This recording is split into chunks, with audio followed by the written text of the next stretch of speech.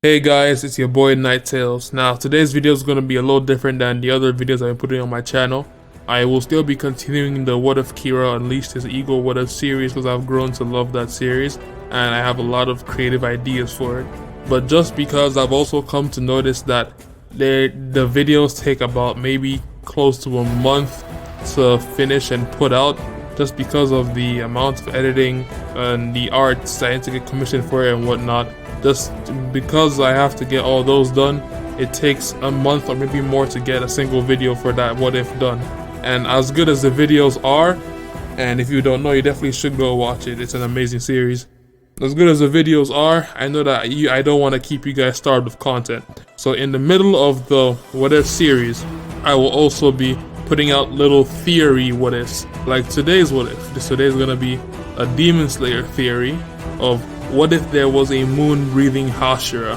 And for that to work for me, he would need to be a direct descendant of Kokushibo. And yes, I already know about Muichiro and whatnot, but I mean direct as in he's the spitting image of Kokushibo when he was a human being. So yeah, hope you guys enjoy. If you enjoy, like and subscribe. Here we go. So all the events that have already happened in the Demon Slayer universe up onto the Hashira meeting would go exactly as it went in the canonical story of Demon Slayer.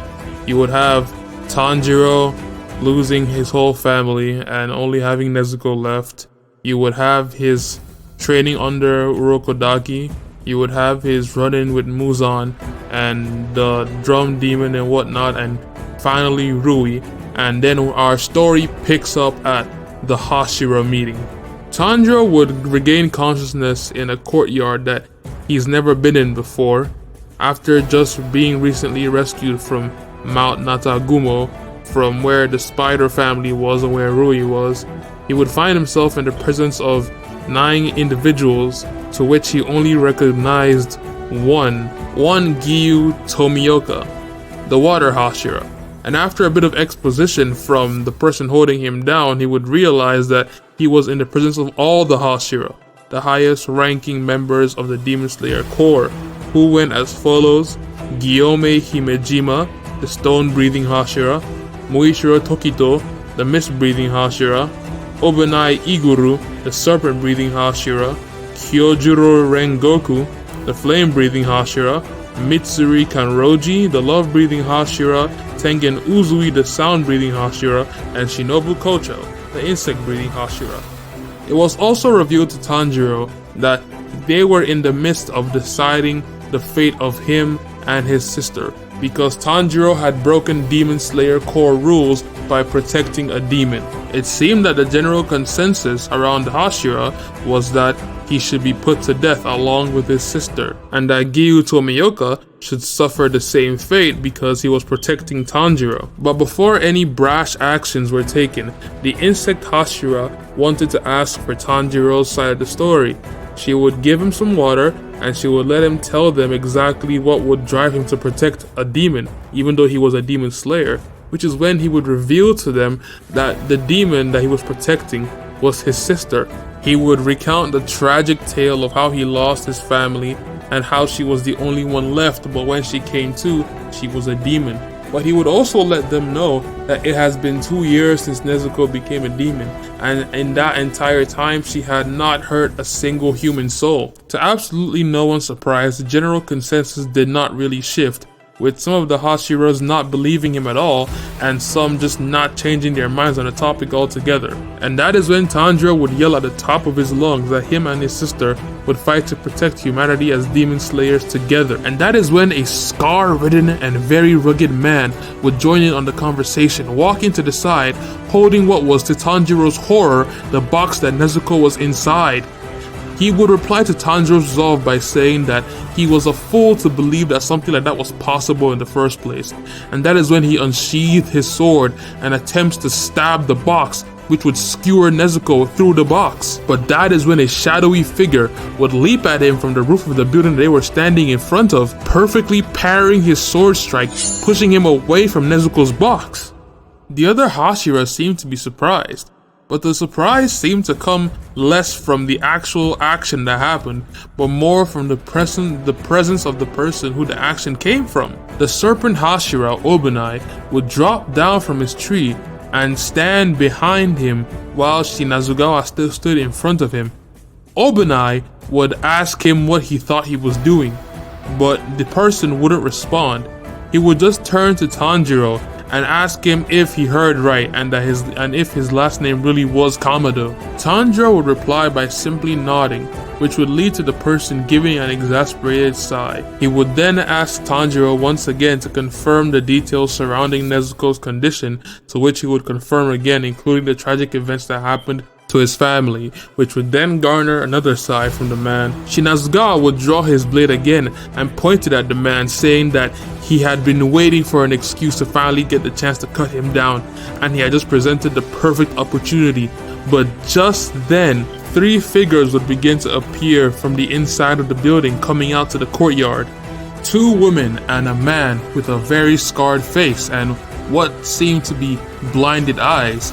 He would say to the mysterious person that saved Nezuko, "Yoru, I'm happy to see that you have returned home safely." Immediately all the Hashira saw this man, they would all get on their knees, even with Shinazugawa picking Tanjiro's head and smacking it on the ground to make him prostrate as well, in reverence to this man that just walked in. All of them apart from Yoru. Yoru would still be standing, looking straight at the man. Some of the other Hashira would look to Yoru in a rather disapproving nature, almost as if they were angry that he had not gotten on his knees as well.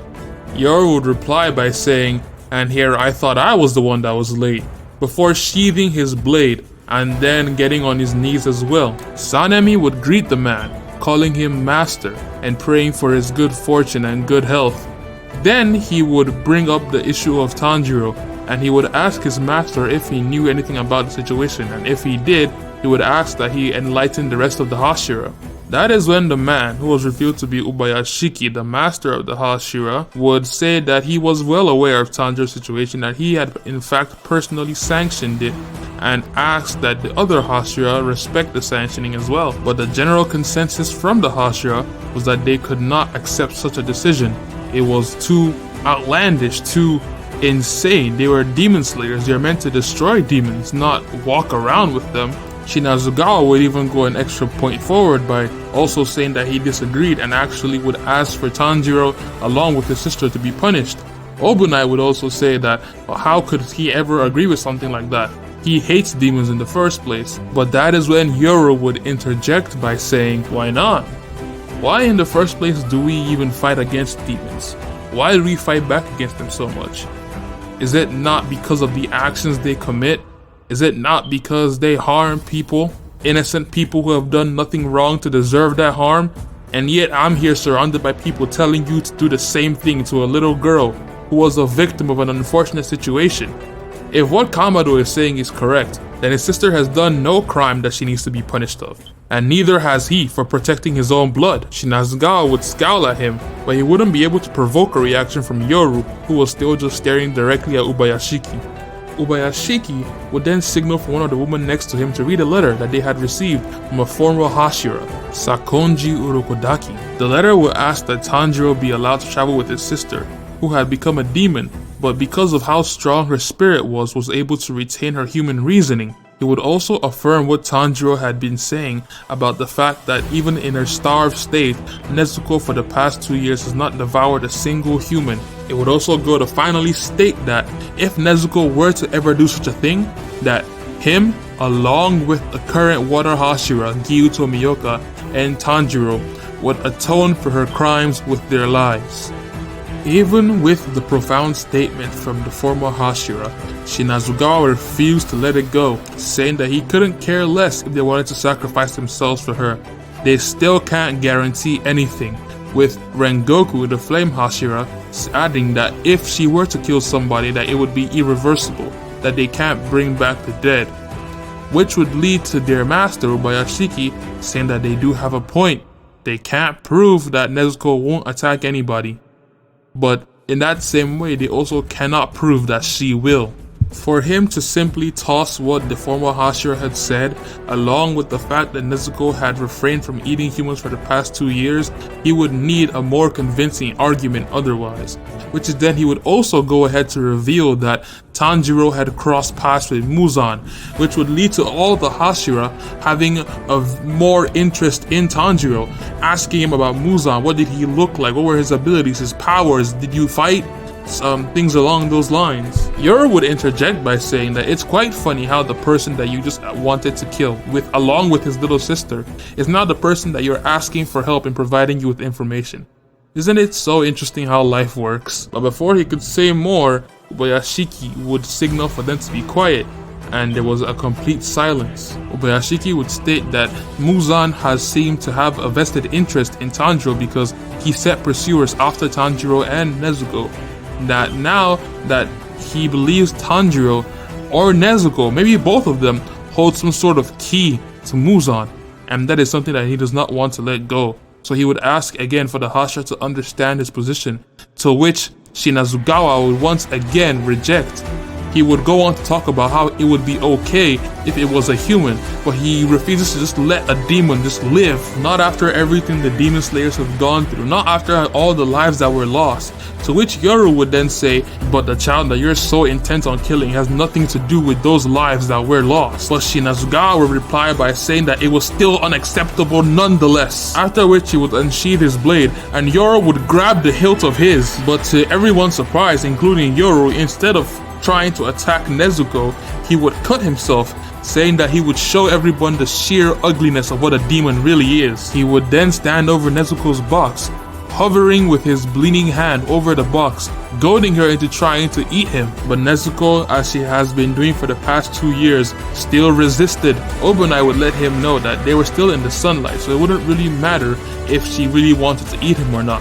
That if he really wants to do this, he needs to find some sort of shade. Shinazugawa would then apologize to Obayashiki for his discourtesy before grabbing the box and jumping inside the building, slamming the box against the wall, which made it crack. He would then poise himself to stab inside Nezuko's box, after which Tanjiro would try to jump and go save his sister, but Obunai would use his elbow to keep him down, pinning him right in a spot where if Tanjiro struggled too much, he could end up killing himself. But the person Obunai really should have tried to restrain was Yoru, because from his kneeling position, he would lunge at the blade, deflecting it, protecting Nezuko from the stab.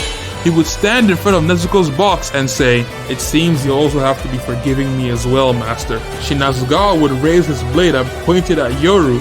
Yoru would respond by saying, "I remember you saying something about wanting a chance to cut me down. Here you have it. Here's your chance. Because if you want to touch even a hair on this girl's head, you have to go through me first!" As he would tighten the grip around his blade, Rengoku would stand up and yell at them, asking them if they have no respect for the master.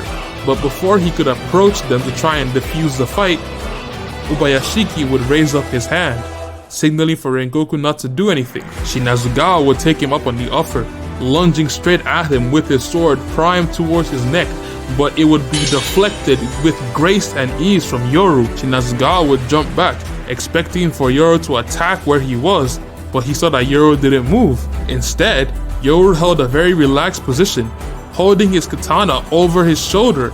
Shinazugawa would scowl and say, "Oh, you're trying to screw with me?" After which he would lunge again at Yoru, swinging with more ferocity this time. To which, this time, instead of deflecting, Yoru would dodge. Shinazugawa would swing again, and Yoru would parry again like he did before, and they would begin to have an exchange of sword blows. But none of Shinazugawa's attacks would reach Yoru. They would all be parried left or right, or Yoru would dodge. Their fight would occupy most of the space in the little building, with Yoru having to move around to dodge and parry Sanemi's attacks, and Sanemi having to move around to lunge and attack Yoru. Sanemi would begin to grow more and more annoyed. He was less angry about the fact that he couldn't seem to land a blow on Yoru, but more angry about the fact that Yoru had been defensive this entire time, almost as if he didn't see Sanemi as someone worthy to swing his sword upon. And that is when Sanemi had a thought. He remembered that every time that Yoru had intervened or Yoru had fought back against him, it was always because he tried to harm Nezuko or tried to stab Nezuko's box. He would then feint an attack at Yoru, to which Yoru would dodge, but immediately he would move away from Yoru and try and stab Nezuko's box again. But as the sword penetrated through Nezuko's box, not hitting Nezuko yet, Sanemi would feel a foot stomp on the wrist that was holding the katana. He would look up and see that it was Yoru's foot, and then with his other leg, Yoru would use his knee to kick Sanemi right in the nose, causing blood to gush from his nose onto the box and pushing him back in the process. After which, Yoru pointed his blade directly at Sanemi, who had just let go of his after being pushed away. But instead of trying to attack Sanemi or trying to make him submit by putting the blade to his neck or anything, Yoru would sheathe his blade and kick Sanemi's blade towards him. Yoru would then turn to everybody and tell them to take a good look at Nezuko's box. It would then be revealed that all the blood that was gushing from Sanemi's hand after he cut his hand, which should have been flying up and down all around the building, all around the walls, the floors, and the roof, had actually all been on Nezuko's box. Yoru was parrying and dodging Sanemi's strikes in such a way that every time he swung and the blood would splatter, it would land on Nezuko's box, especially on the cracks that were created when Sanemi slammed the box against the wall. Everyone present, Sanemi, Tanjiro, the rest of the Hashira, would be shocked at the revelation, some of them even gasping. Ubayashiki would smile after hearing this, and Yoru would add, "I can't speak for the rest of you, but I have yet to see a single demon who was drenched in this much blood and not go crazed with hunger, and not try to devour a human. What more proof do we still need?" he would say, as he opened the box to reveal Nezuko covered in human blood, but still refusing to partake in devouring of any kind. And with that, Ubayashiki was provided with proof that Nezuko won't be attacking human beings. Ubayashiki would once again use this to reaffirm his position on the matter, and this time the Hashira would accept his decision. He would then give some encouraging words to Tanjiro as he was sent off to the Butterfly Mansion along with the sister for his wounds to be tended to. A disinterested looking Yoru and a scowling Sanemi would then return back to their positions for the real Hashira meeting to begin. The main point of discussion for the meeting was the fact that the demons were now stronger than they've ever been, but also that the current Hashira are the best breathing swordsmen they have ever had since feudal Japan's first breathing style swordsmen. After some encouraging words from Ubayashiki would let it be known that he was surprised that Yoru had come back so soon. The expedition that he was sent on should have taken a lot longer than that, but since he has come back, that he had a mission for Rengoku, a very dangerous mission to which he would have preferred to send somebody along with Rengoku, but everybody else already had their own respective missions to deal with. But now that Yoru has returned, there is now another Hashira to send on the mission, so Yoru would not be accompanying Rengoku. Yoru would not shy away from expressing his displeasure at the decision, saying that he just got back from a very tough expedition, but he would agree to go nonetheless. And after some more encouraging words from Ubayashiki, the Hashira would be dismissed. It would be the next day, and Rengoku and Yoru would be gearing up for their mission and about to leave. But they would be approached by Shinobu, who would ask them if they were about to leave. Rengoku would do most of the talking, letting her know about some of the details from the mission, that this seems to be a very dangerous mission, that they've had a lot of rank and file demon slayers go on that mission and go missing, most of them just presumed dead. Rengoku would even say that it might even be a 12 Kizuki, maybe an upper moon. Shinobu would express that that seems very dangerous, but she then looked at Yoru and back at Rengoku before saying that, but if both of them are going, then she feels like she has nothing to worry about. Yoru would yawn before saying that honestly, even if it was just Rengoku, it probably still wouldn't be a problem with how strong he is. Rengoku would give a hearty laugh before thanking Yoru for the flattery, but he would also say that it's quite ironic to hear that coming from Yoru of all people, saying that he thought that he would be the first one to talk about this being overkill with how strong Yoru was. But maybe that's just how strong this demon really is. Then he would begin to laugh some more before saying, well, it is time to set off. But wait, before leaving, He would then turn to Shinobu and ask about Tanjiro and what she intends to do with him. Shinobu would make a little joke, but then Yoru would turn to her with a serious look and ask her to please take care of Tanjiro and his little sister. But when pressed on why exactly he seemed so interested in them, he simply said that he will explain when he gets back, but please take care of them. He would then turn to Rengoku and say, well, let's get going while the sun's up, and they would both head out, heading straight for the Mugen train. Everything that happens in the Butterfly Mansion happens the same way it happens in the canon. There's no discrepancies there. But there's a discrepancy, a little bit of a discrepancy, in the meeting that Shinobu had with Ubayashiki. Everything goes exactly as it went, with her also talking about how she prescribed Rengoku's teachings to so maybe Tanjiro might learn a bit more about this fire breathing he described. But then Ubayashiki would smile and say that he finds that very interesting, that his father knew some kind of fire breathing, because Ubayashiki is aware of sun breathing. Ubayashiki would smile before saying, it seems fate is what made you recommend Tanjiro to me for this mission. Thank you for recommending Tanjiro. We will be sending him to the Mugen train as well. Shinobu would be a little puzzled on what he meant with that first sentence, and she would ask him to clarify, to which Ubayashiki would just smile and say, we'll just have to wait and see. But the real truth behind it was that the person that was accompanying Rengoku happens to be the person who, if Tanjiro really is talking about some sort of sun breathing, the person that is accompanying Rengoku, not Rengoku himself, would be the best person to ask these questions to, that being Yoru, the moon Hashira. Okay guys, that's episode 1. Didn't think it'd be 20 minutes long, but here we are. Let me know if y'all want more of this, other parts. I will work on that. Again, the main thing on the channel right now is still the Kira What If series. I've already said, love that series. I have a passion for it, and I want to see the thoughts and stories I have for it actualized. But if y'all want more of this, I'll gladly give you more episodes of this. The next episode will be covering the entirety of the Mugen Train arc from beginning to end. I hope that y'all will be there to witness that, and hey, catch you guys in the next one.